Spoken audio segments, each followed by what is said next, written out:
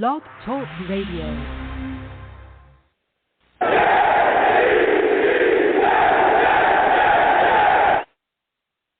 What's going on, folks? It's your boy Long Beach Joe, and I am back at it again. I'm back at it again, man. I'm back at it again. And boy, do we have quite a bit to discuss. There's been so much going on with the New York Jets, so much going on with this roster. The moves that we made have been shown. Jets OTAs are rolling. And there were some performances that a lot of people are upset about. Now, I know, they're not wearing pads right now and so on and so forth. But guess what? There's a lot to discuss about what we saw out there, okay? A lot of connection between Garrett Wilson, Zach Wilson, Reef out there. A lot to discuss. So we'll go ahead and get into it before I get everything started. Listen, I am the man of the people. I'm here for the people. Let me shamelessly promote my Facebook page. Everyone go on Facebook, search The Long Beach Joe Show. Like that page. My content's up there. Go ahead and give it a listen. Message me. I'll message you right back. Love going back and forth with folks about this football team. Also, leave me some feedback. I love hearing about what you folks think I do here on the Long Beach Joe Show. All right? Your boy's on Twitter as well, okay? I'm on Twitter, all right? Get on over to Twitter. Search YoungJ000, all right? Follow your boy. I'll follow you right back. We can go back and forth. The show's page is at The Long Beach Joe. Go ahead and go over there and follow that page as well. Let's go back and forth and talk about the New York Jets. I'm also on iTunes as well for those of you that don't know, okay? I'm on iTunes. Go on over to iTunes. Check out The Long Beach Joe Show, okay? Go over there. Subscribe to that show, okay? Subscribe to it, right? And then guess what you can do? Leave me a 5-star rating. Give me some feedback. Love hearing about what y'all folks think I do over here. I want to go back and forth with feedback, and I want to thank everyone that does do that as well. I'm also on YouTube as well for those of you that don't know, okay? Your boy's on YouTube. Listen, I'm handsome, all right? You want to come over see this face? I've got a face made for TV. That's what I've been told. Voice made for radio, face for TV. That's what I'm all about, all right? So go on over to search Long Beach Joe Jets, Long Beach Joe Jets on YouTube, okay? And then guess what you can do? Subscribe. Subscribe to that over there on YouTube, all right? We do live shows over there. We do a lot of content, okay? You see my videos. You'll see it all. So come on over to YouTube and watch the show live. Get involved with everybody. Salutes to all the savages as well in the chat. I call my chat the savages because they're savage, and they get after it. You know what I'm saying? They get after it. So come on over and be part of what we're doing over here, man. So listen, man. Whew. Let me tell you something. There's a lot going on and a lot we have to discuss. Jets OTAs going on. But before we get into everything I want to talk about, we have quite a special guest, man. Quite a special guest coming up, all right? Listen, kids, this is going to be a treat, okay? With everything that's going on with the Jets, there's a lot of people that make great content. And this guy that we have coming up makes amazing content. I want to introduce it to everybody tonight. Robbie Sabo, the co-founder of the Jets X Factor. Robbie, I want to welcome you to the Long Beach Joe Show. How are you doing tonight, my friend? Long Beach Joe. How's everything on this Friday night? I'm all right. How's everything going with you, man? I'm okay. Walking my dog on this beautiful night. Just hopped off a different podcast, Talking Jets. All right. You have any concerns right now about OTAs? You feeling good or feeling bad? What's your overall feeling? I'm feeling good, man. I'm feeling great. It's positive, some of the things that we're seeing out there, and that's a lot of the things I wanted to discuss with you. But before we get into OTAs immediately, the first thing I wanted to ask you, right, is when you look at the current structure of the New York Jets, our front office, things have changed. Things are looking up for us. How do you feel about Joe Douglas and Robert Saleh up until this point? I think Douglas is not a stupid man. He's a very smart man. And coming in, notice what he did. He made sure that it was a 6-year deal. A lot of GMs don't get a 6-year deal right off the bat. He knew the challenge that this would take, that this would be. because of a decade of terrible drafting, terrible personnel decisions. That first note is huge to me. He's calculated. He knew it was going to be an overhaul. The first draft with Gase, I know people are down on it right now, but we got to let it play out a little bit. Last year's draft looks spectacular. It more than the personnel decisions is the overall implementation of what they currently have in terms of system. When you walk into the facility and onto the practice field and watch from the side, the atmosphere is completely different than what everyone felt with the previous regime. So that alone is a really great sign. They just have to stay healthy. And if they can stay healthy, they can really move things forward. Yeah, I'm right there with you. I'm feeling the same way. If the New York Jets can stay healthy, there's a lot of things. We're going to surprise a lot of people in this league. And that leads me to my next question for you, because let me tell you something. A big part of our success this upcoming season is going to be the development of Zach Wilson, seeing what he's going to give us. Now, after watching Zach Wilson last season, what are your expectations of him coming into this season? Do you think he takes the next step? Well, see, Wilson's a tricky one because he was, after week 2 against Belichick last year, he was incredibly inaccurate. He was more fouled up than any quarterback you'll ever see. But he's not an inaccurate quarterback. It's that whatever happened after week 2, he completely flipped a switch. And last year he played great down the stretch. He played terribly early on. So he's either really high or really low. And that's the thing with Wilson. That's the thing that makes it so polarizing and where people are all over the map with him. The first thing I want to see is consistency. And if he doesn't ever get into that low depth like he did early last year, that's the first step. And once that happens, full steam ahead, all bets are on the table. Yeah, I'm looking. I want to see, especially with some of the weapons that we got, I think Zach has a great opportunity to really take that next step forward. And not just the weapons that we were able to acquire, via the draft, free agency, so on and so forth, but just the coaching, from a coaching standpoint. LaFleur really showed us a lot last year's play calling really stepped up, and we started to see things kind of get rolling. And I thought down the end of, the last stretch of last season, we saw, Zach kind of step up a little bit. No interceptions in the last 5 games. We saw some good things out of him, and I think that this year he has a big opportunity. And one of the reasons why I think he has a big opportunity is what the New York Jets have done at the running back position. With the Jets grabbing Breece Hall in the second round, we saw Michael Carter really step up and show us last season that he has playmaking ability. Do you think the Jets will have a renewed focus in the running game this upcoming season?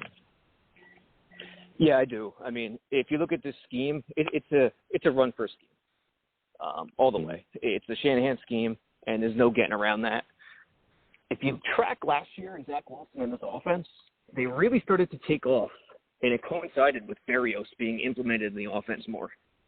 And I don't think it has, specifically a lot to do with Berrios, and instead about the jet motion. When they took off, they had injuries at the O-line. But that jet motion action really allows the O-line a lot more freedom inside. And it gets the defense west and east. So I expect a run-heavy focus with a lot of jet motion principles. And Berrios is going to be a big part. Elijah Moore will have to do it more if they want Garrett Wilson and Corey Davis on the field with them. But, 2 tight end sets, too. Don't rule that out. Azuma and Conklin will get a lot of playing time at the same time. Yeah, you spoke a little bit about the injuries along the offensive line. Of course, last season we were missing our big left tackle, Mekhi Becton. Now it's looking like he's going to be back. They're talking about, reports are surfacing that he's going to be around for the mandatory minicamp that we have coming up, so he's going to report. There's a lot of people that are excited about having him back. We haven't seen him in a while since he, got that dislocated kneecap. But there are a lot of people, fans, but even some beat writers that have been extremely critical of him. A lot of criticism coming his way. What are your thoughts on all the criticism for Mekhi Becton? What are your thoughts about some of the vitriol he kind of receives from the fan base? And do you think he'll win the New York Jets starting left tackle position?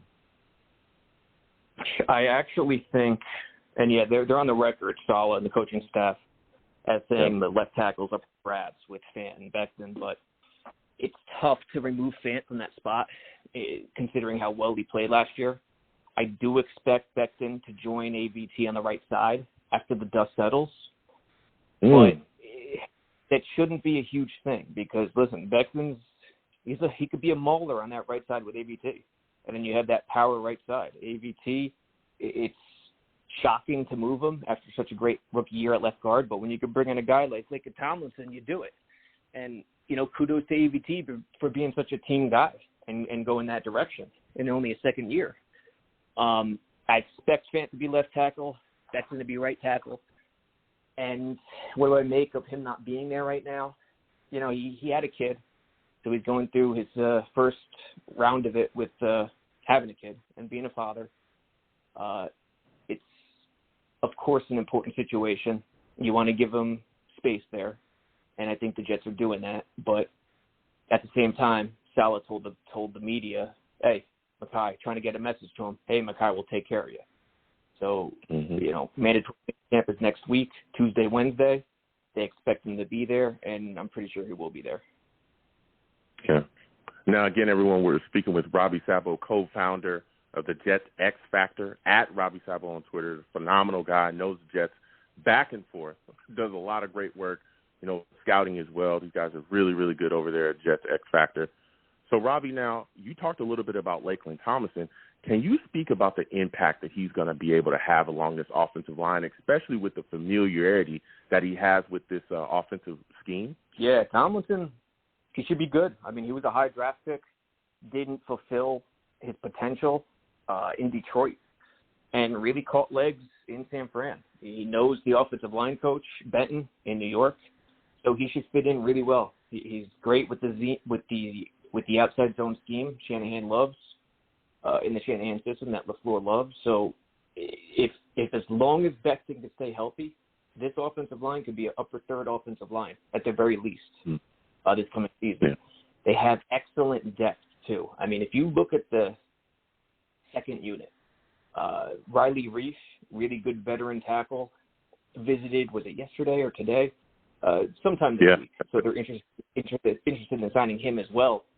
If Reef comes in, you got Reef, Max Mitchell, Feeney, Herbig, McDermott. You have a second unit offensive line that would rival the starters in the Cagnon era.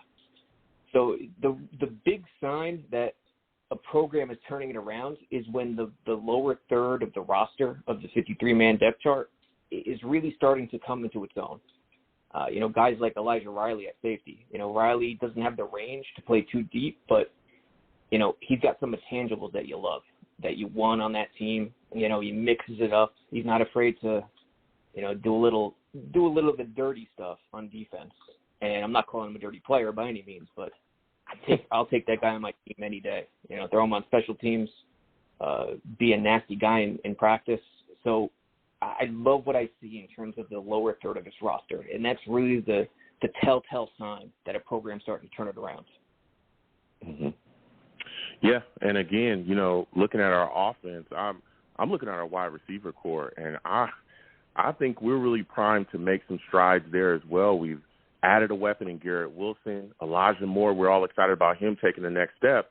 So as you look along our wide receiver core, what type of impact do you think those two guys, Elijah Moore, Garrett Wilson, will have this upcoming season? Big impact. I mean, it's tough for rookie receivers and rookie tight ends in this league. Not because of the talent, that they don't have the talent, but because it takes a while to get used to reading defenses as a whole when route running. Garrett Wilson's a guy who, when he's route running against someone in man coverage one-on-one, he attacks the blind spot so well. Like, if you watch his film, watch the way he sets up a corner. He'll attack the blind spot to make the corner turn, to get his hips out of position. So I expect him to do that in year one. The problem is he's going to figure out how to read defenses as a whole, read the whole defensive backfield and linebackers, all 7 guys. So once he gets that, then he'll be in the top 3 for sure. But, consider Berrios, number 4, I guess, right now. They got a lot of weapons. Corey Davis, Elijah Moore. Elijah Moore could do a little of that jet motion stuff, be on the outside. Berrios could be hybrid, like that Deebo Samuel-esque, running back, jet motion receiver. I mean, I'm not comparing him to Deebo, obviously. I think all Jets fans know that. But they have a lot of versatility and a lot of playmakers. You got to be excited. Yeah, you do. Now, one guy that we're really looking to see take a step forward this year as well and kind of appear and do something within the offense is Denzel Mims. What are your thoughts about him going into this offseason? Do you think he's a guy that would be able to step up and have some type of production going forward within this offense here with the New York Jets? Yeah, Mims is interesting, right? I mean, he's got all the talent in the world, but that was the perfect segue after talking about route running, because he comes from the world of the Big 12 with Baylor, where you don't have to do much in terms of dissecting stuff, and that's been his major hurdle. He's a lot healthier this offseason. He looks better, but he's always had the talent, and we know this. The problem is everything else, the intangibles, the getting the playbook down, the little stuff coaches love to see. So I would say this, Jets fans, about Mims. Hope for the best, but, smile and realize that this is not 2 years ago where you have to rely on Mims. He's your fifth. He's your, so consider that Joe Douglas has brought in so many people to rely on him. I think that's the best part of the story for sure. Yeah, and again, everyone, we're speaking with Robbie Sabo, co-founder of the Jets X Factor. Now, going over to the defensive side of the ball, Robbie, we've also made some changes too, and I want to get your thoughts on these two guys. We were able to draft Jermaine Johnson, who I think is going to be phenomenal coming up within this defense. We get another edge rusher. Then we get Carl Lawson returning from injury. We're hoping to see, where he's at, but he's a guy that was looking extremely promising for us after we snatched him up in free agency last season. Are you expecting the New York Jets pass rush to be more ferocious than it's been in the past years?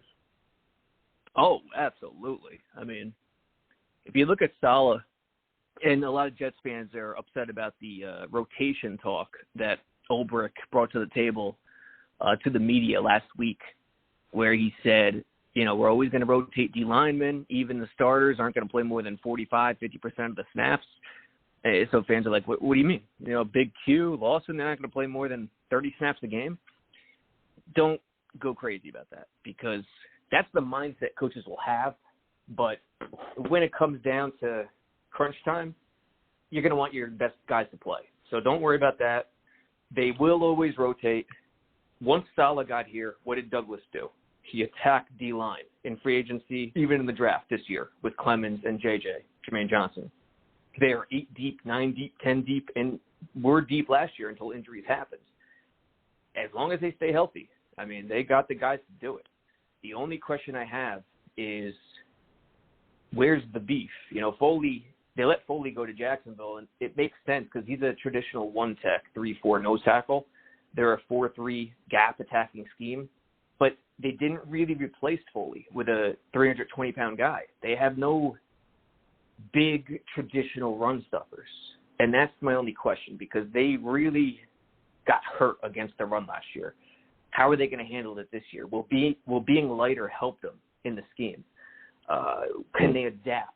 Offenses are trying to run counters and misdirections and screens against them. Because you watched last year, how many screens destroyed this team when they attacked it? Yeah. We got destroyed. The Falcons beat us like that. We played the Titans, even though we won that game. They ran a lot of screens.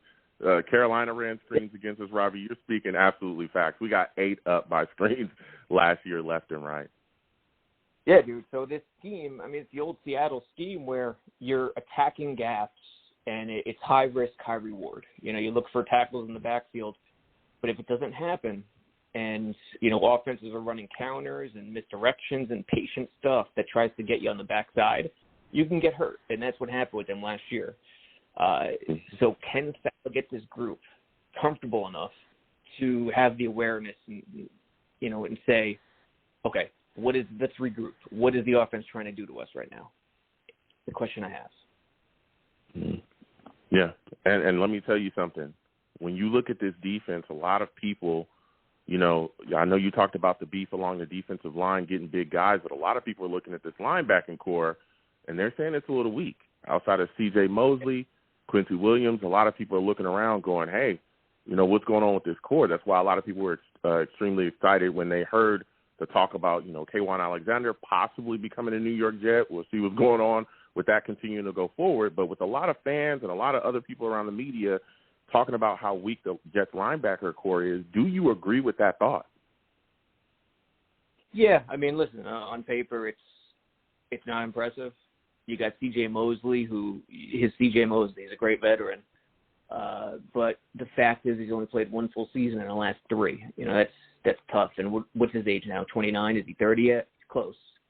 I don't know his exact age, but it's Jamie Sherwood is right behind him. I know his leadership is great. He's the backup Mike. Quincy Williams has to show up this year. He's going to be the starting Sam, the strong linebacker. And on the weak side, you got Hamza. Maybe Sherwood is going to battle him on the will. It's definitely bare. So they have a lot of questions at linebacker. And just like the D-line, they're embracing the new NFL, where it's lighter, where it's quicker. They don't want the bigger guys. They want speed, sideline to sideline. So we'll see. It's a major question mark coming in. Yeah. And again, everyone, we're speaking with Robbie Sabo, co-founder of the Jets X Factor. He's given us a lot of great takes. Listen, Robbie, this is going to be my final question for you. You've given us so many great takes tonight talking about the New York Jets. With Sauce Gardner added to our cornerback group, man, how are you feeling about this Jets cornerback position at this point? What are your thoughts about all the competition that's going to be there? And do you think that Bryce Hall is going to be able to hold on to that number 1 cornerback spot? No, he won't be able to hold on, and it's not even because of Bryce Hall. Mm-hmm. The thing is, I love this cornerback group. I loved it last year. Michael Carter is going to be, I think, one of the best slot corners in the league eventually. Watch him make strides this year. His football IQ is excellent because he played a lot of safety in college. I don't know what he played in high school, but he played a lot of safety in college. He could play safety at the NFL level, but, you know, slot corner is very valuable. The question, this is a good thing for the Jets. They have versatility. Sauce, he's the only rookie right now where you could say lock him in as a starter. Not even Garrett Wilson. Do I think Garrett Wilson is going to start eventually? Absolutely. But this coaching staff abides by the rookies have to earn it first mentality, and I like that. Sauce is just that talented, where he's the number 1 corner, DJ Reed's number 2 opposite him, and then you got Michael Carter in the slot with Bryce Hall on the outside looking in. But the good thing is the versatility. DJ Reed played a lot of slot in Seattle during his earlier years in the NFL. You could put DJ Reed in the slot if he's willing to send him to a big deal to play outside, but I think he's a team guy enough to play slot, and then that gets Bryce Hall on the opposite side of Sauce Gardner outside. So having that versatility, MC2 or Reed in the slot gets Bryce Hall or Michael Carter in there. They got 4 good guys there. Okay. Yeah. And let me tell you something, Robbie. I'm excited to see this battle. I'm going to be completely honest. I'm a big Bryce Hall guy, okay? That guy played very well for us. No, look, I think Sauce is phenomenal. I don't want anybody to get confused here. I love Sauce. I love that we took him in the draft. I'm a big Bryce Hall guy. I think he's good, but we'll see who gets that because he is not going to give that number 1 cornerback spot up willingly. He's going to fight. No. He's going to fight. I keep telling people he's going to fight. But, bro, when he's I out like there, Hall too, oh, man. dude. Yeah. I love Hall, too. He's really fundamentally sound. His technique is great. The matter is Hall and Gardner can't play inside. That's very tough for both of them. They're taller guys. They're lankier. So it'll come down to Reed. Will Reed be willing to play inside? And if so, then that opens it up for Hall on the outside. And injuries too. Listen, these guys never stay healthy. So having 4 guys, Hall's going to be a big, big contributor. And, hey, we saw Pinnock play safety last year as well. What if Carter plays safety, a little safety at times, where they have a nickel or dime look and Carter moves to safety and Hall's that 3rd corner with Reed in the slot? They have a lot of different options. And so I'm with you. I love Bryce Hall too. Yeah. Yeah, I'm telling you, we'll see. But, Robbie, listen, this was phenomenal to speak with you tonight, man. Oh, man, you gave us so many great takes, a lot of great looks at the Jets from your perspective. Before I let you go, Robbie, give my entire audience just everything they can do to get in contact with you. Tell them about the Jets X Factor. Let them know about your social media as well, man. Give them every way they can get in contact with you to talk Jets with you.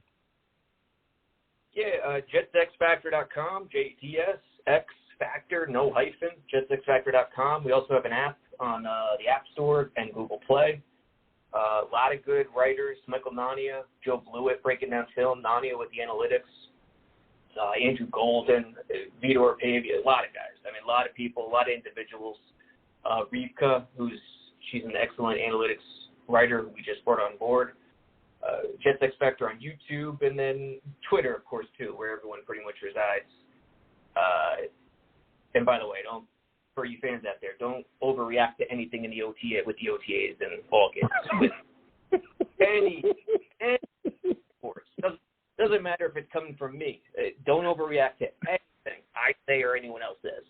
Let it unfold. I know it's tough. I know it's tough because you can't watch it, but hey, week 1 will be here soon enough. And Zach Wilson looks pretty good. I saw him on Wednesday when I was at practice. So at Robbie Sabo on Twitter with a Y, like Robbie Anderson. Although I heard Robbie Anderson switch to IE recently, which I haven't forgave him for. And I don't know why he would do that. ROBBY, so much nicer than IE. Don't you agree? Yeah, it is. Hey, the sun god's there to do what he's got to do, so he just wants to make a change it up. He's with his new squad, so he's doing his thing.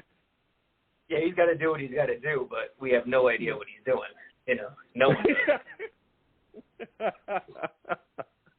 Well, Robbie, listen, man, I want to thank you for coming on the show. You have yourself a good night, my friend. All right, Long Beach Show. Appreciate it. All right, you have a good one. Listen, that was Robbie Sabo coming on, giving us some takes, man. I love him.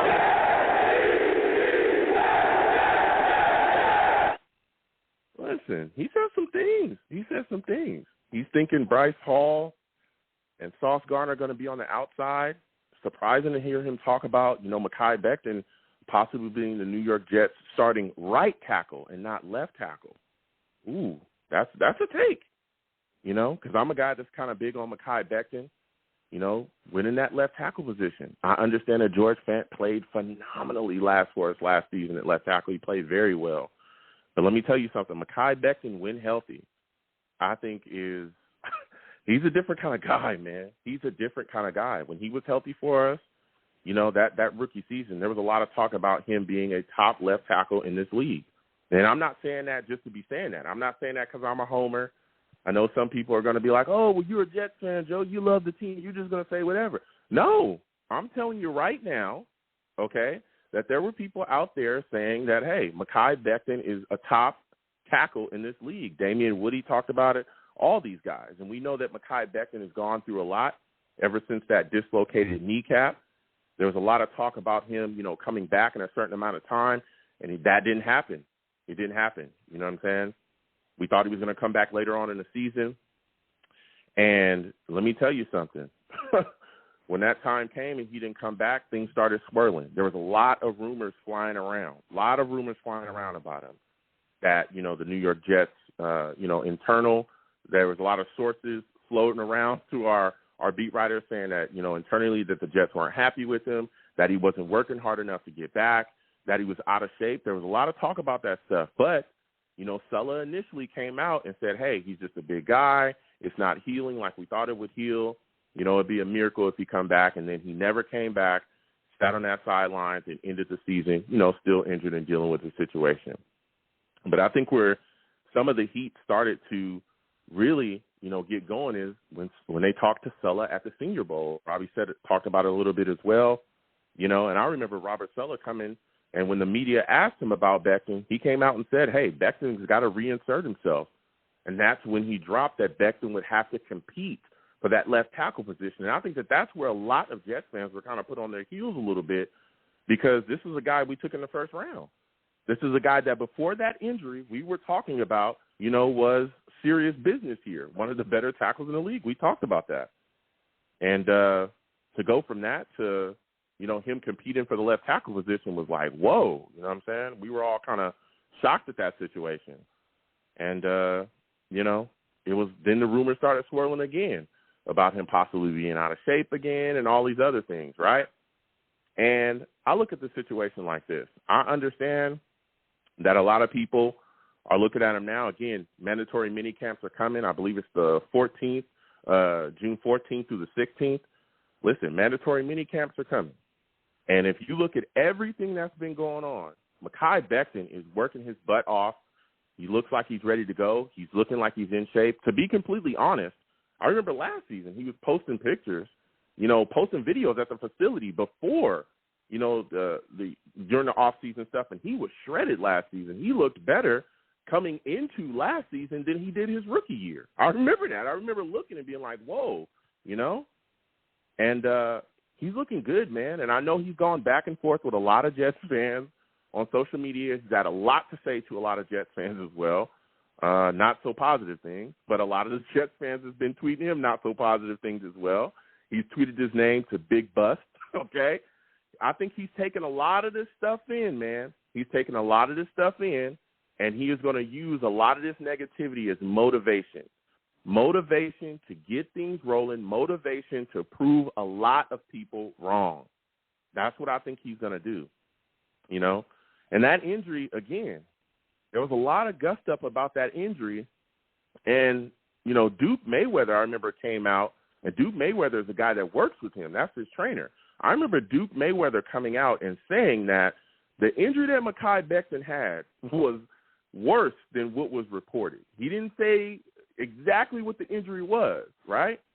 But he said, he told a fan this that was going back and forth, and the fan was saying not so nice things about Mekhi Becton to Duke Mayweather. And Duke came out and said, if you ever thought that Mekhi Becton was coming back from that injury, you were wrong. He was never going to come back in that amount of time. The injury was more serious than being reported. So that's something to take into account as well, because I remember seeing that and being like, whoa, kind of blown back a little bit that he was so transparent. But Duke is his trainer, and this is a guy that, is working with him constantly. And again, with him not coming back, that kind of leads credence to what Duke was saying. But I cannot wait to see Mekhi this year. I cannot wait to see what he's going to bring to the table, because in my mind, again, when he is healthy, he is one of the top tackles in this league. Real talk. It's insane. I remember the first year, a lot of people were arguing that he was the best player on our offense, and it was hard to disagree with that. It truly, truly was. So we're going to get to these lines. Phenomenal to speak with Robbie. Love talking to him.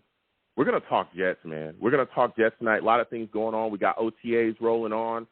The Wilson connection, Garrett Wilson, Zach Wilson, they're finding their connection. We've seen a lot of good things out of Zach Wilson as well. A lot of people talking about how comfortable he feels within the offense. Robert Saleh came out and talked about how he's looking at Zach and seeing how comfortable he is. Again, like Robbie said as well, this is just OTAs, all right? Let's not get too ahead of ourselves. Let's not get too crazy. But it's exciting to see our quarterback or our offense, our players go out there and do some of the things they're doing. Even though it's not, in pass, they're not hitting, they're not just trying to destroy each other, nothing like that. But it's exciting to see them go out there and perform. Sauce Gardner's going out there, and there's a lot of talk about him locking some guys up. Not only locking certain wide receivers up, but letting them know about it. Okay? He's letting them know about it. That's all I'm saying. He's letting them know. He's a savage. That's all I'm saying. So I've heard Sauce is locking people up, and he's letting people know. You know what I'm saying? So OTA's underway. Again, we got mandatory mini camps coming up too, June 14th through 16th. Everybody's expected to report. So a lot of exciting things to talk about when you talk about the New York Jets. So we're going to get to these lines. Again, 515-602-9639. 515-602-9639 is the number. Call in. We are taking all callers. The lines are open. Please, when you call in, be respectful, all right? I know I have new callers, okay? I see you. Listen, don't call into my show cursing, because I'll get you out of here. I'm talking fast. Faster than we got Jamal Adams out of here. Get that out of here. Woo! Feels good. Feels damn good. You know what I'm saying? Feels good. You talked all that trash because you didn't want to be part of a rebuild. Now you're in Seattle, and you're part of a rebuild. Salutes.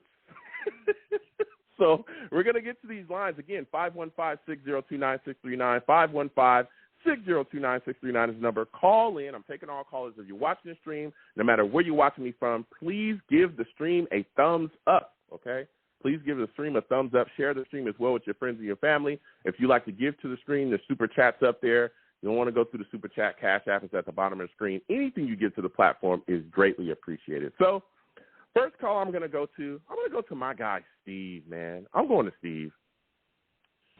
Steve, salute to you. I want to thank you for calling in tonight, Steve. Listen, we got a lot to talk about, man. A lot of things going on. A lot of things have been said. A lot of people talking about Mekhi Becton, man. He's going to be reporting a mandatory minicamp. Do you think that he deserves some of the criticism he's got so far, you know, with him being out? And what are your expectations of him, you know, coming back? Do you think he'll win that starting left tackle position? Hey, Joe. Well, first off, thank you again for having me on your show, man. It's always a pleasure talking with you, man. It's always fun talking to you. You know something, Joe? I hate the fact how when some Jet fans were saying, "Oh, why is Mekhi Becton not attending OTAs?" Because you know, obviously him and his girlfriend ended up having a baby, so he had a good reason why. And OTAs are not really the important practice, but it is a good thing he's going to be a mandatory minicamp. But let me tell you something. When I watched his workouts, because I've seen him post his workouts, let me tell you, when he works out, he's an animal. He is an animal when he works out in his videos. You know, the thing is, Joe, is that I hate how Jet fans are being so crucial. And even the same thing yesterday. Okay, Zach Wilson didn't have a good practice yesterday, and now like the reporters are freaking out. Like, why is Zach Wilson not looking good today? And even some Jet fans are even saying, "Oh, come on, it's just practice. It's just practice. Mm-hmm. Come on." Obviously, Zach Wilson's going to be rusty, you know, on some days, and you know, it's obviously going to happen too, you know, when the first training camp practice comes. But obviously, we got mandatory minicamp, so you know, it's just the thing is, I don't understand from these reporters at all, and it's absolutely crazy. And listen to this, Joe, before I let you talk. So ESPN predicts. Listen to this. ESPN predicts that the Jets will have the number 1 pick going into 2023. I'm like, yeah. Wait a minute. What's going on with that? We're only in June right now, and you guys are talking about 2023? We haven't even started the season yet. Training camp hasn't started. Preseason hasn't started. The regular season hasn't started. And you guys are going to start talking about 2023? ESPN just wants us to suck. That's the whole storyline. ESPN just wants us to suck. Yeah, Steve, I mean, salutes to you, Steve. Listen, Steve, listen, this is not new, okay? The media, the national media, dumping on the New York Jets, always having something negative to say about us. It's nothing new. You know, it's insane to think that we're going to have the first pick in the draft would mean we'd be completely awful. And if you look at this upgraded roster, we've upgraded in so many spots. Right, one of our biggest issues, pass rush. We've addressed that. We've got multiple weapons for our young quarterback. We've really revamped the offensive line with additions. We're getting Mekhi Becton back, who looks like he's going to be healthy this upcoming season. How can you look at this line and say it's going to be as bad as it's been in the past? You can't. You look at our wide receiver core. We have multiple guys. Okay, multiple weapons. This is not years past. This is multiple weapons. Corey Davis, Elijah Moore, Braxton Berrios, Garrett Wilson. You know, the names continue on. Right? We're looking to see what Mims, if Mims can step up, wow, then we have like legit 5 weapons. It's like, come on, man. How can you look at this team and say that we're going to be that bad this year? We're going to be competing. We're going to be fighting. We're going to be out there doing our thing. Go ahead, Steve. Let off. Go ahead. Say what you got to say. Listen, okay, now here is my thing about this, Joe. Do I see the Jets as a playoff team this year? As of right now, probably not. But the thing is, Joe, is that what ESPN and what the national media wants is they want the Jets to continue to be one of those clown shows. Like, they always want to see the Jets suck. Because here's the thing. When the Jets win a game and when they actually beat a good team, the media actually will stay silent at times, and then they'll start saying, oh, the Jets are now going to be great and all this. Listen, the thing is about this season is this is the Zach Wilson era of year 2 and the year 2 of Robert Saleh. And listen, we finally have a front office now that actually finally knows how to develop players, how to build a good football team for the future. I mean, listen, you know, in the years the past, we've never really had that kind of stuff. And when you look at this situation, Joe, is that why is the media criticizing Wilson? Oh, because he threw an interception? Well, guess what? Every quarterback throws an interception in this league. It's not just Zach Wilson. They got to be like, oh, Zach Wilson's going to suck. And now I'm going to talk about one thing. Brady Quinn. Hold on a second there, Steve, because that's what I was about to get there with you as well. You talked a lot about ESPN and that national media. There's other people attacking, you know, the football team as well. You had a guy like Daniel Kelly, former Jet scout. He came out saying that Joe Douglas has built a last-place team. I mean, that's a little crazy. Then, like you were alluding to as well, Brady Quinn comes out, and he's talking about how the New York Jets should look to move on from Zach Wilson. I mean, give me your takes about that, man. Oh, my God. And well, first of all, Brady Quinn, you have no right to talk. You are a draft bust yourself. Sit your butt on the chair. You are a draft bust yourself. You know, Whoa. You know, the Go thing ahead, is, Steve. Joe, Joe, the thing is, Joe, it's just the thing is everybody just wants to make fun of the Jets. Everyone does. Now, listen, I understand that we're still in this very tough division.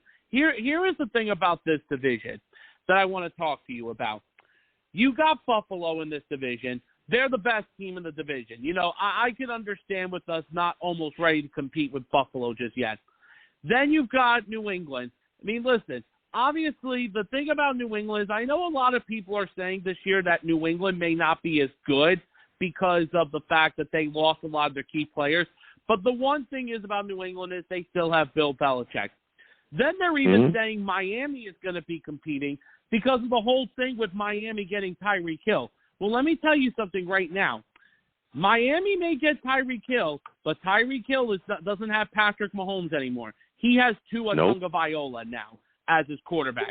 Now, listen, I'm not saying Tua is a bad quarterback. I'm saying Tua is decent, but I mean, I don't know what kind of connection him and Tyreek are going to have when they're going up against.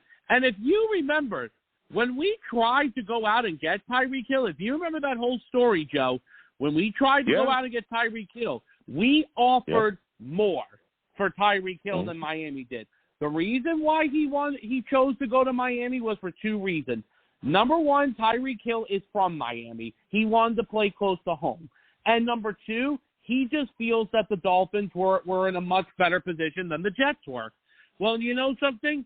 Now we're going to see what happens on the field. Yeah, we are. I mean, Steve, you're starting off hot, man. Look, a lot of people talking crazy about the New York Jets, and Steve has had enough of it. Now, let's go back to the play, Steve, because I want to talk to you about this line. The New York Jets had a visit with Riley Reef recently. Would you be excited to see him become a New York Jet to kind of, help us shore up this Jets offensive line depth? Don't you think he would be a quality signing for us? Yeah, no, it would definitely be a nice signing, Riley Reef, because he's a veteran, and I think he was a former Minnesota Viking or Cincinnati Bengal. I forgot what team he was from. It was one of those two teams. But the thing is, though, he's a veteran offensive lineman, and he could definitely help us out if the Jets do sign him.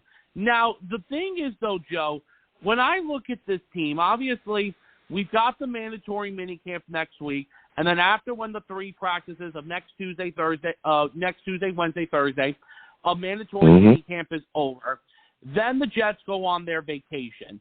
They go on their vacation, they're going to have some time off from the middle of June to the end of July.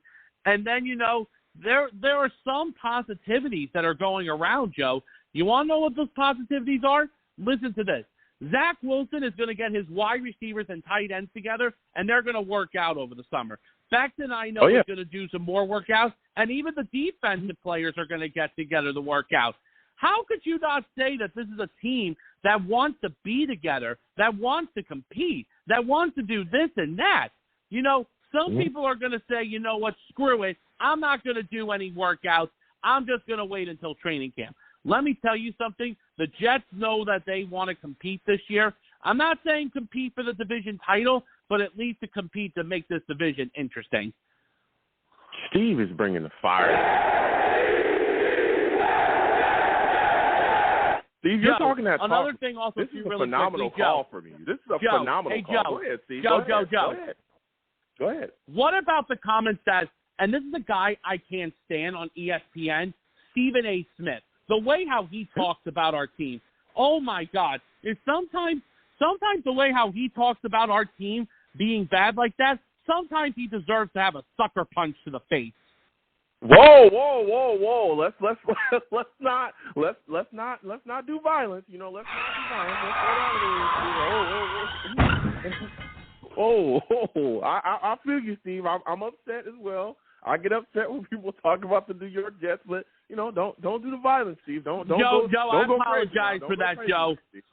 Don't go crazy now, Steve. Joe, I get it. I'm upset too. Joe, I'm sorry if that came out of my mouth. If that came out of my mouth, I do apologize. I respect your show, man. Love your show. Listen, it's all right, Steve. I understand. I've been angry as well. I'm angry, but don't let them take you there, Steve. Don't let them take you there. Just keep the high road going, man. But listen, I hear you. Sometimes when Stephen A. Smith talks about our team like that, honestly, there are even some times where Stephen A. Smith at times doesn't even know what he's talking about. And when he's wrong about something, Joe, he doesn't take criticism at all when he's wrong about something. Honestly, to me, he's one of the worst. He is one of the worst ESPN announcers that I've ever seen. He's one of the worst when it comes to this. So, Joe, let me just tell you something. I'm excited about when training camp comes around, and you know when it comes to the Jets, getting ready for the season. But Joe, now before I let you go, I know I give you some topics to talk about. Obviously the last time we spoke, we did talk a little bit about the Johnson. So I guess now my question is to you is this, you know, looking at where the Jets are now, I want you to give me your thoughts on like some of the past coaches we had. Now, I know you hated Adam Gase. Obviously, I'm not going to talk about Adam Gase with you, but when Todd Bowles was our coach, what did you think of Todd Bowles? Because listen, I know you weren't a fan of him, but he was a respectable guy around the locker room, and players did like playing for him. Well, you know, and listen, Steve, it's been a phenomenal call from you. So I'll answer this and then I'll let you go. But listen, I thought that Todd Bowles was a guy that before we got him, we were extremely excited about. But there was just a lot of issues, and I know that he's gone, you know, to Tampa, and he's Tampa's, you know, head coach right now. Did a phenomenal job as their defensive coordinator. You know, they won a Super Bowl with him, putting things together. But here, that stuff just didn't materialize. I remember one of the things that used to upset me a lot about him was, hey, his calling card was supposed to be the defense. The defense, his scheme, and everything was supposed to work out, and it just never worked out here. I remember guys just not playing up to their full potential, and some of the times he would put guys in positions to not be able to really make the type of plays they had. I remember one year we had, you know, Sheldon Richardson, Muhammad Wilkerson, we had Snacks, and he could not figure out how to get those guys, you know, put them together along the defensive line and just allow them to dominate. We weren't a team that was dominating up front the way we should have. I remember we had guys that were constantly getting penalized. Buster Stream was one of those guys. He would never bench him. Guys who would go out there and often look lost, who would sleepwalk on road games. We would come out on the road and just get blown away. There was a lot of issues going on when he was here, especially offensively as well. His offensive coordinators, he would fire them often. He fired his special teams coordinators often. There was just so many issues when Bowles was here. But, you know, that was the McCagnon era too. So we had issues getting talent. We had issues keeping talent, or We had issues getting talent. We had issues, doing stuff and putting it out there on the field, but not just the talent-wise as well. One of the things that really used to irk me about him, too, was his horrific in-game decisions. He had bad clock management, bad game decisions, and a lot of bad coaching mistakes. So, and Joe, listen. I wish him nothing but the best going on, going forward with him. I wish him nothing but the best in Tampa. He's done his thing. He's got a ring, defensive coordinator did phenomenal things, but it just was not working out here. So I'll give you the final word Steve, before I let you go. Give me your thoughts, man. Yeah, Joe, this is my thing about Todd Bowles. Listen, Todd Bowles was a very, very nice guy.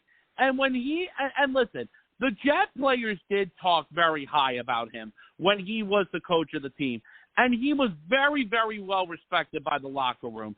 But unfortunately, Joe, I do agree with you. After the first year in 2015 when we went 10-6, and he almost got us to the playoffs that year. But the thing was, Joe, he was a nice guy. He just unfortunately could never get the job done right, unfortunately. But listen, I do agree with you. Even after when he was fired, I did wish him the best of luck. And here was the thing, Joe, I'll just tell you something, one last thing. On the day when we hired Adam Gase, you know what I said to myself after when we hired Adam Gase back in 2019? I miss Todd Bowles already. And that's what I said. You, Steve. Listen, it's Hey, Joe, thank you so much. Listen, it's been phenomenal to speak with you, Steve. Again, I want to thank him for calling in. Adam Gase, that was a horrific signing. Horrific, I'm so glad that we have Robert Saleh here to handle business. You know what I'm saying? That change, when you look at where our organization is going, how we're handling business now is completely different than how we've handled it in the past. So, again, salute to Steve. I want to thank him for calling in. We're going to keep getting to these lines. Again, 515-602-9639. 515-602-9639 is the number. Call in. We are taking all callers. Next, I'm going to my guy, Mac. Mac on the line, the Ohio Fan Club. My guys out there, salutes to you, Mac. How are you feeling today, my friend? Joe, been a long time. How you doing? I'm all right, man. Listen, we're talking about a lot tonight. OTAs were underway. A lot of good things that we saw out there, but there's a lot of talk, man. Mekhi Becton, we're talking this offensive line. A lot of people anticipating him coming back for the mandatory minicamp that we have coming. Give me your thoughts on Mekhi Becton, man, and do you think he'll be able to win that starting left tackle position with the New York Jets? First of all, Joe, good talking to you. I just started my lawnmower thinking I'd be on hold for a while, and you picked up. So I was standing in almost exactly the same spot a couple of years ago when you and I both agreed that we should not take Mekhi Becton. That being said, we just thought he was too big and he was going to be too prone to injury. Now, that being said, good first year, and the second year the Jets miscommunicated his injury. So we're all thinking he's a slacker for not coming back, and the guy really needed that time to heal. I haven't heard how he looks. I mean, is the guy in shape? I mean, that's a big thing for me. What have you heard? Yeah, I mean, I look at it. Not even what we've heard. We've seen videos. He's out there working. Duke Mayweather, and again, that's a guy that works with him.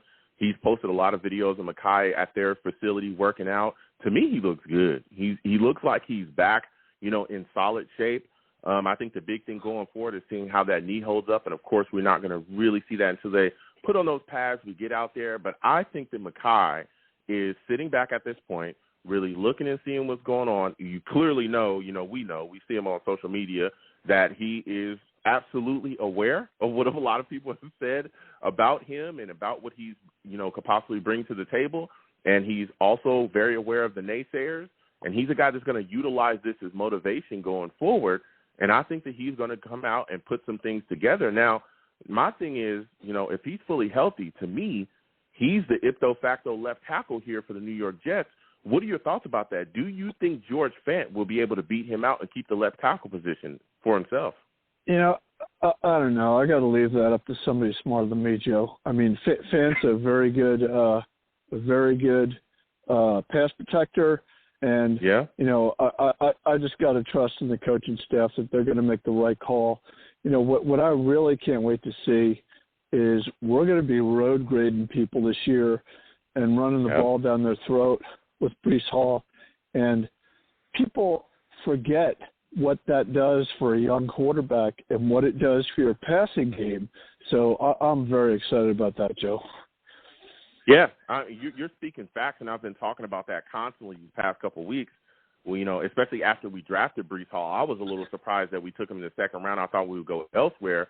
But because we were sitting here live when that happened, and I thought about it, and I said, you know what, it makes sense because some of the moves that we've made really lend credence to the fact that we're going to be running the football. And we talked about this last season, sitting down, watching games together. We're in a run-first offense, okay? This Shanahan offense is about getting the run going. You watch the Niners, they run the football. And that opens up other things as well, and you talked about it. It opens up options for your play calls, especially when you're talking about play action. Last year when we tried to run play action, teams weren't biting because we couldn't run the damn ball. There was nobody that was going to be afraid of that. As a matter of fact, what a lot of teams did to us was they stacked the box because they knew we couldn't run the football. And then they said, hey, we're going to send the house at Zach Wilson, and we're going to figure things out that way. And we saw what? Zach Wilson take a bunch of shots. He was often pressured. He would back up. He would throw interceptions. There was a lot of issues with that. Well, when you add a run game, right, and you have more of a balanced offense, it throws off what the defense can do to you. Now they can't come out and just pin their ears back. They have to worry about other things, especially when you look at other weapons that we've been able to add, and Conklin and, Uzama as well. Those two tight ends, hey, you sleep on those guys, and guess what? They'll come out and they'll catch the football as well. So having those hands, being able to run the football affects everything, like you said as well, and it makes it easier for Zach Wilson as a young quarterback here. You know what I mean, Mac? Hey, Joe. You know what? Anybody who's been watching the Jets going back into the 80s, like an old guy like me, the Jets are good when they run the football. And, football is all about making people do what they don't want to do and getting the numbers mismatched. And, if we run the ball well, which I believe we're going to, go ahead, walk up your safeties. Go ahead. I can't wait. You know what I mean? Walk them up. Let's see what happens. Yeah, and that's what I'm about. Now, the New York Jets also brought in a guy to really help along the offensive line depth. They brought him in for a visit this week, Reef. Give me your thoughts about him, man. Do you think he's a guy that the New York Jets should look to maybe sign on a one-year deal, to keep him, have him come in and give us, quality depth support along the offensive line? Hey, my son disagrees with me. He says, we want to get another interior run stopper, which I will agree with. And also maybe help at safety or linebacker. But, for me, number one on the list, we got to score points in this league. And I know they're talking about sliding VERA-TUCKER to a tackle if we got it and all that. But for my money, I know he ain't Morgan Moses, but that guy's a pro. If we can get him in here to back up left tackle, when Fant or Becton go down, because they will, then we're not going to suffer.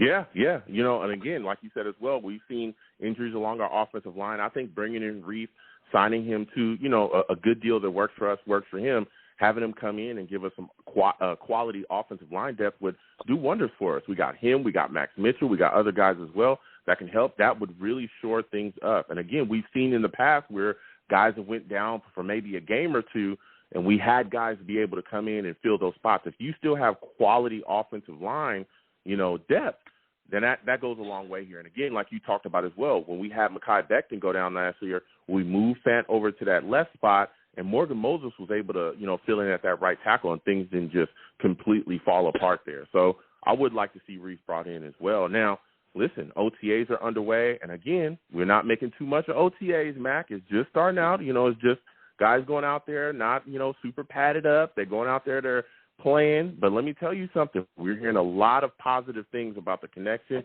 between Zach Wilson and Garrett Wilson, man. Does that excite you that these two young guys are being able to just put things together and they're looking like they can go out there and really perform and build that connection on the field?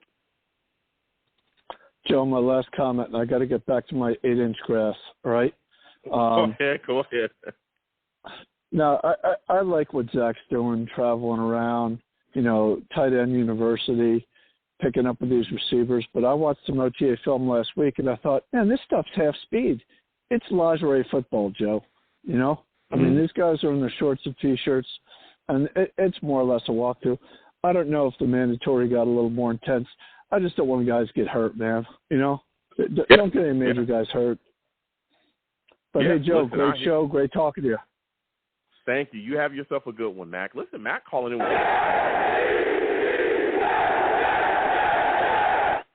We're going to keep getting to these lines. Again, 515-602-9639. 515-602-9639 is the number. Call in. We are taking all callers, okay? Lines are hot. Please be patient. We'll get to everybody. Again, 515-602-9639. 515-602-9639 is the number. Call in. Again, if you're watching, wherever you're watching me from, please give the stream a thumbs up. Also, subscribe if you have not subscribed, all right? Hit that notification bell so when I post content, you folks will be in the know, okay? Now we're going to keep getting to these lines. Next, I'm going to my guy, Dale. I think this is my guy, Dale. Dale, salute to you. I want to thank you for calling in tonight, Dale. Dale, I need you to clean up your background just a little bit, all right? Now, listen, Dale, I'm telling you, there's a lot going on here with the New York Jets. I know that you're a guy kind of on the outside looking in, you know what I'm saying? Give me your thoughts about what we're seeing out there with a lot of fans that are talking about Mekhi Becton and what he can bring to the table. How are you feeling about him, Dale? Do you think he'll win the New York Jets starting left tackle position? Joe, hello? Yes, go ahead. Okay, great. How's it going, Joe? How's the weather over there? So in California, because it's really nice over here. So sorry to be mundane, but I was just wondering. It's good, man. It's good. Give me your thoughts about Mekhi Becton, man. I'm excited for you guys. When you think about the offensive line, right, it's like the run game, I think about how important that is to have for a rookie. You know, it's like the defenses, they're already, ready to prey on you, right? And you need the offensive line, obviously, to protect you in the passing game, right? But without the run game, you don't have the threat of the play. Like you said, play action is useless. So at that point, they just know to stack the box and just to go right at him. And he's such a small guy, so it's not like it's hard to really get at him. But the thing I'm excited for Mekhi is just I'm a sucker for an inspirational story, like he has a good rookie year, then he gets injured, and yeah, I think that was a knock against him was I think that's just like I don't want to be rude. You would say like the Jet mindset, but like it's like. It always has to be the worst case scenario, you have to assume the worst.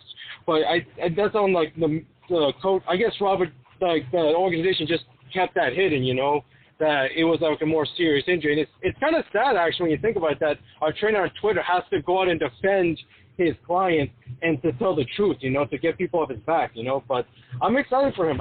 But Fant did a pretty good job last year, all things considered. But I think it's interesting to think about what direction they'll go because, last year, I've heard a lot of post-game and a lot of, reaction. People like Robert his problem was like, it doesn't seem like he held people accountable. I mean, that's why you guys were excited for him was because he's going to hold people accountable. He's going to be like that tough guy, but not too tough. But I think the first year, he's first year head coach trying to ease people in. But I think whether or not he wins it or not, I think if he doesn't win, I think it's a good sign for the team in general that if he's not ready at the beginning of the season, but it'll be good to know that the coaching staff is holding people accountable and that they're not just handing out the jobs that you have to earn it. So I think that's a good sign for you guys. Yeah, it is. And listen, Dale, again, I want to thank you for calling in, my friend. It was phenomenal to speak to you. Dale had a little background, but it was always good to talk to him and have him give his take because he's a guy, again, that's not a Jets fan. He's on the outside looking in, you know what I'm saying? So, again, I want to thank Dale for calling in. Phenomenal call. We'll keep getting to these lines. Again, 515-602-9639. 515-602-9639 is the number. Call in. Next, I'm going to 914. 914, I'm coming directly to you. Salute to you, my friend. I want to thank you for calling in tonight. Listen, there's a lot to talk about here, okay? The New York Jets, we got a lot to discuss. You got OTAs, they're just kind of closing up today. A lot of things we saw out there. Listen, give me your thoughts about a lot of people talking about Zach Wilson, man. He had some good days. I think yesterday they were saying he had a bad day. give me your thoughts about Zach Wilson and how he's looked so far. We've heard Robert Saleh come out and say that Zach looks a lot more comfortable in the offense as well. How are you feeling about his performance just in OTAs, man? Well, first off, hi. How you doing, Long Beach? How's it going? Good. And also, before you, it's obviously, I don't know if you saw this up, but Jets Nation unfortunately lost another member this week. Unfortunately, former left guard and Super Bowl III champion Bob Talamini passed away, so I thought we could begin with a quick moment of silence. Mm-hmm. All right. So, honestly, go ahead. And get rest in peace to him, too. Yeah, no, if you want, I found it. Apparently, they interviewed him after the Super Bowl. If you want to, I could tweet it at you. I have the clip. Yeah, you can. Yeah, definitely DM it to me, man. But go ahead and give us your take on what you were saying. Well, yeah, like I said, honestly, I feel pretty confident going with the OTAs. Everything, look, it's OTAs. We can't overreact to everything. We can't say, with every great pass thing that it's the first that he's automatically going to be amazing, and then every bad pass we can't think, oh, he's terrible, disaster. It's like people are too overreacting to it. It's just OTAs. If it's good, good. If it's bad, it's just OTAs. We just need to relax and take it easy. Yeah. I understand that. I'm not a guy that tries to get, too high. Again, I'm a big Jets fan. I get it. It's just OTAs, but it's always good to see, the guys go out there and just be able to run, throw the football around, catch the football, especially the connection that Garrett Wilson and Zach Wilson are building with each other. That's always good as well. That's going to be fun. That will be fun to hear, Wilson to Wilson. Mm-hmm. Yeah, it's phenomenal. I'm looking forward to it. Honestly, it's like football can't come soon enough because I also just want to see all these Jets haters eat crow. Mm-hmm. Yeah, and now you're speaking about haters. There's a guy on this football team that has a lot of haters, Mr. Mekhi Becton, okay?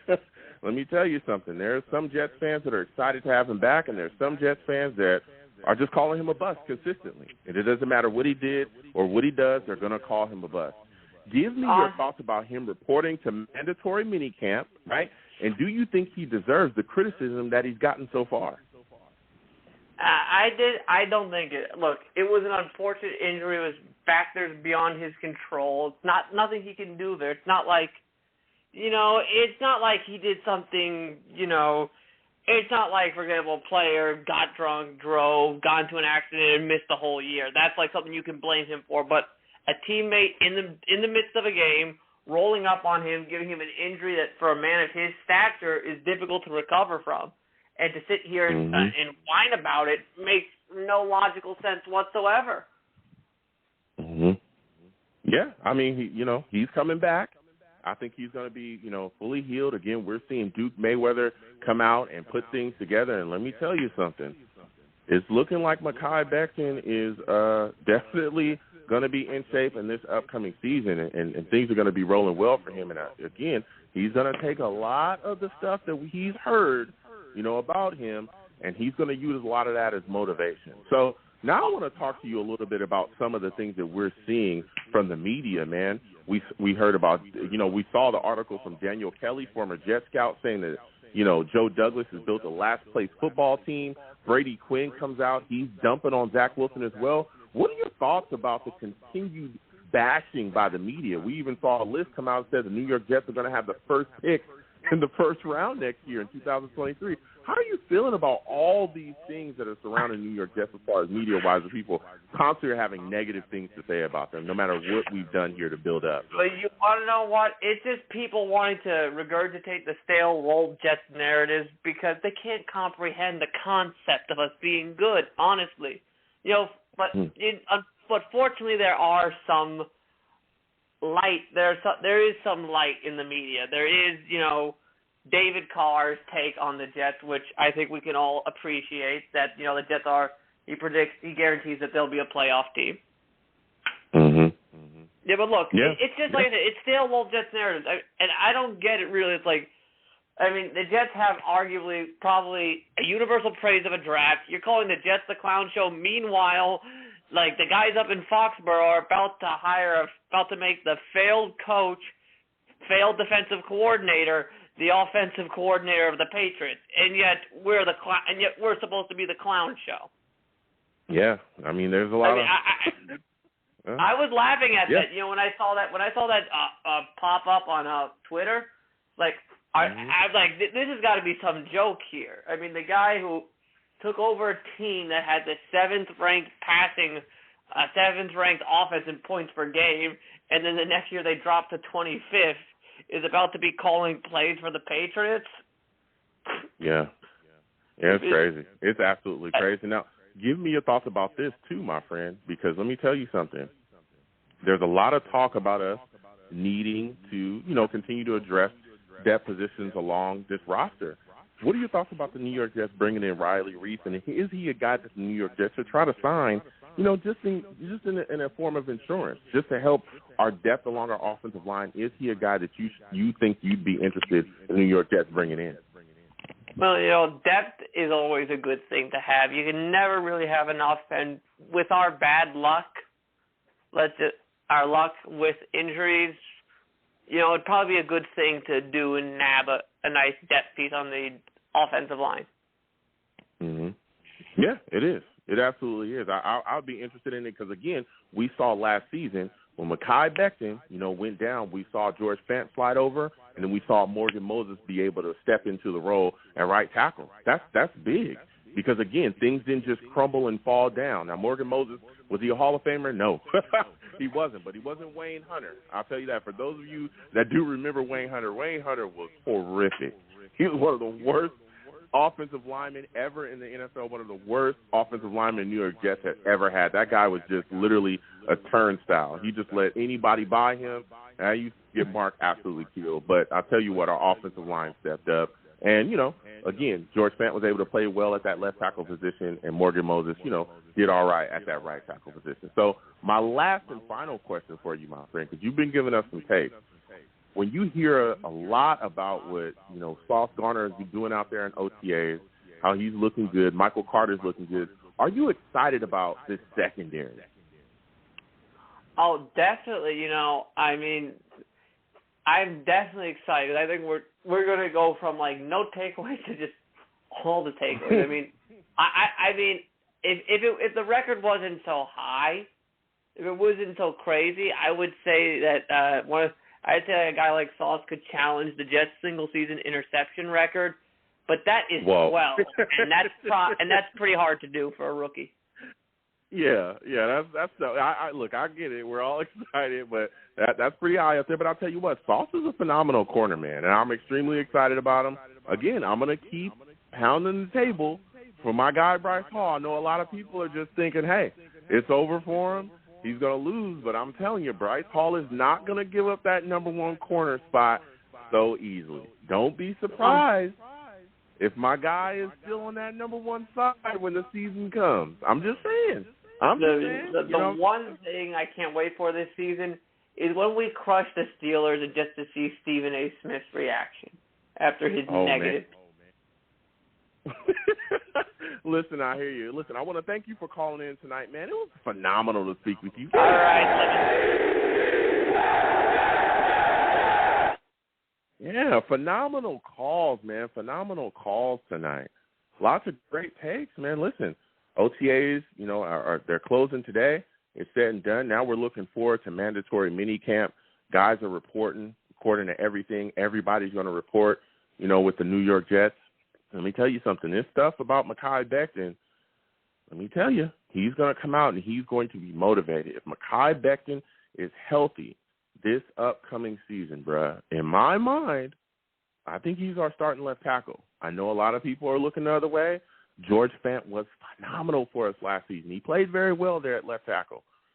But let me tell you something. Mekhi Becton, a healthy Mekhi Becton, is a different type of animal, man. He's a different type of animal. So now I'm going to head and close out the show. Again, I want to thank everybody for calling in tonight. It's a phenomenal show. Listen, I am the man of the people. I'm here for the people. Let me shamelessly promote my Facebook page. Everyone go on Facebook, search The Long Beach Joe Show. Like that page. My content's up there. Go ahead and give it a listen. Message me. I'll message you right back. I love going back and forth with folks about this football team. Also, leave me some feedback. I love hearing about what you folks think I do here on The Long Beach Joe Show. All right? I am also on Twitter as well, okay? YoungJ000. Again, YoungJ000. All right? Go ahead and follow me. I'll follow you right back if you want to troll. No issues. I am the troll under the bridge, and I will have my VERA-TUCKER jersey on at all times. At all times. I will have that VERA-TUCKER jersey on, okay? All right? He moved from the left side. Now he's on the right side, and he's going to dominate people on the right side the same way he dominated people on the left side. All right? It is what it is. You see what kind of product you get when you draft guys from SC. That's all I'm saying. Fight on. That's all I'm saying. So I'll be down there. You know what I'm saying? You want to troll me, we can go back and forth. I'm also on YouTube as well, okay? Go on YouTube. Long Beach Joe Jets. Long Beach Joe Jets on YouTube. Go ahead and subscribe. Hit that notification bell so when I post content, you folks will be in the know. If you want to troll me in the comments, no issue. Hit those comments, troll me, and I'll troll you right back, and we can go back and forth, all right? And as always, people, when you see me in person, because you will see me in person, okay, it is arms out, chest open, free hugs for everyone. Free hugs for everyone. The hugs will cost you absolutely nothing, no matter what anyone tells you, okay? The hugs will always remain free. I'm going to thank you folks for listening, calling in. Okay, without you folks, I'm absolutely nothing. Thank you for taking the time out of your day to listen and call into the show. You folks are absolutely phenomenal. Again, I want to thank Robbie Sabo as well for coming on tonight. Jets X Factor, phenomenal stuff they do over there. It was great to speak with him. So you folks have a good one, all right? Peace.